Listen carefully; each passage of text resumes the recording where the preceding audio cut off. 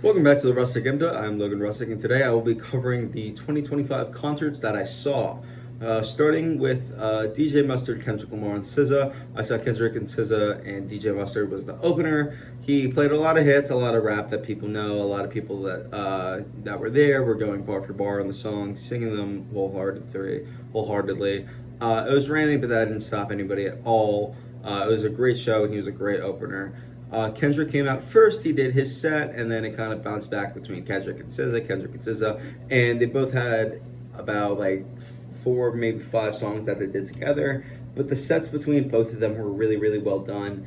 I liked the stage that Kendrick had set up. Reminded me of the Super Bowl. I also liked a lot of what Kendrick had with the backup dancers, which he also incorporated at the Super Bowl. So I think the Super Bowl that he put on definitely gave him the idea to go on this GNX tour, which was off the album GNX. That's why they called it the Grand National Tour. So that was really good. The both of them are phenomenal performers. SZA is one of the best vocalists I've ever seen live. So yeah, that was back in May. And then going to June, I talked about this festival in one of my last videos. It was Gov Ball. I went to Gov Ball for the first time. I only did a day-long festival. It was good.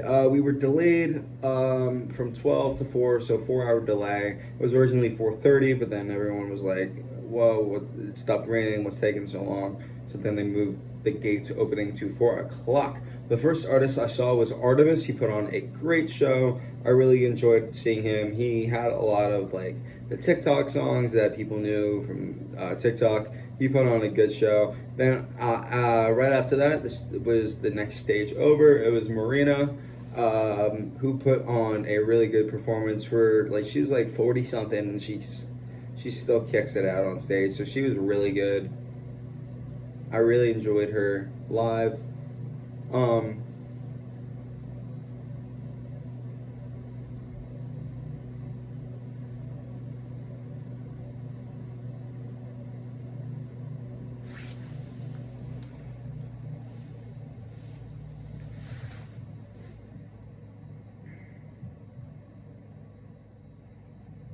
Then the next artist I saw was Orion's Son.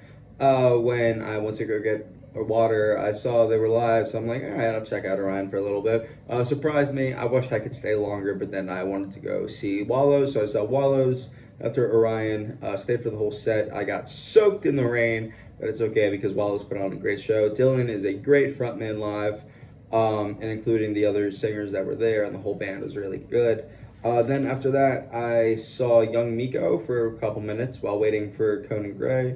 Young Miko's really good. I couldn't. I mean, I don't speak Spanish, so I couldn't really hear the things she was saying. But I liked the songs that she played. It was good. I saw her kind of from afar because we didn't want to go too far in the crowd because we wanted to get back for Conan inside in time. But yeah, speaking of Conan Gray, we saw him third to last. Conan was really, really good. I was going into Golf Ball. I knew of him. I knew some of the songs like, Heather and his other hits. But seeing him live really made me become a fan. And it made me listen to his album that came out this year, which was Wishbone. So yeah, Conan did a really good job live, and I really enjoyed his set. Next, before we saw the main act, the next we saw Wave to Earth. Wave to Earth is like a Korean indie band. Most of their songs are in English, but like a couple are in Korean.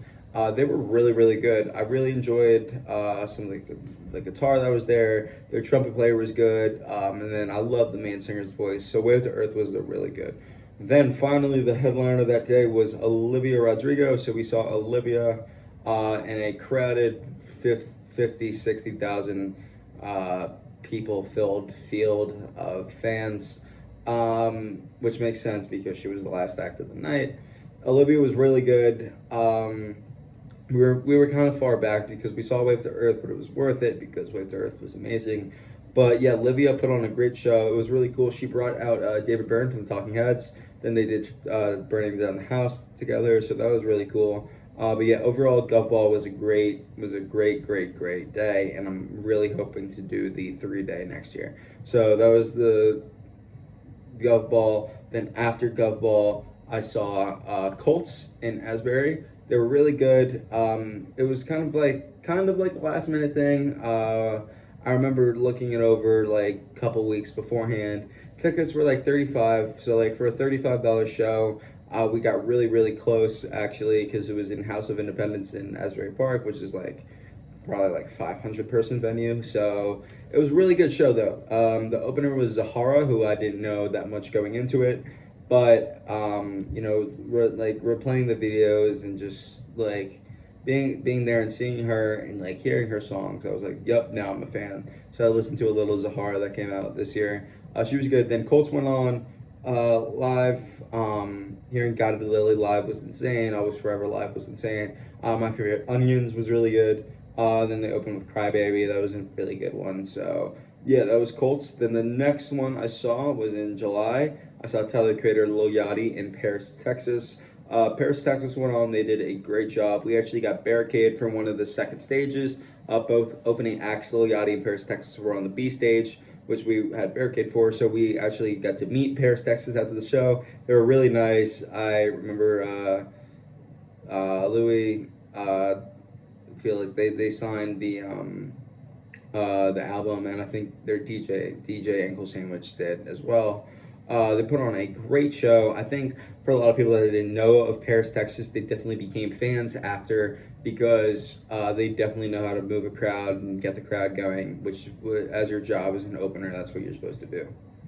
Then Lil Yachty came on, who I really have been wanting to be seeing live since like 2018 when I became a fan. Lil Yachty has always been in my top three for rappers like all throughout the years.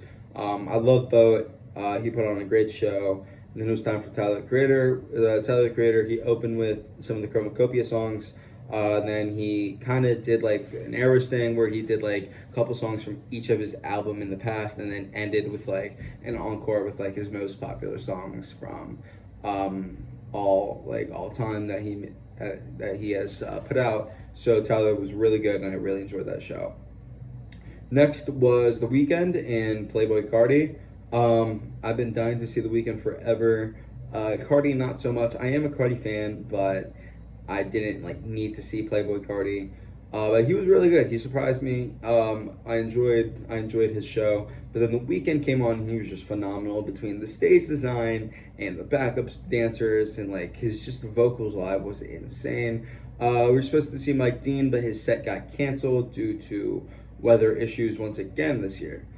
So yeah, that was basically all the concerts that I saw in 2025. A lot of big names, some smaller ones too, and I really enjoyed all the shows that I went to in 2025. So yep, this was the Russick Input, and those are my shows. So thank you.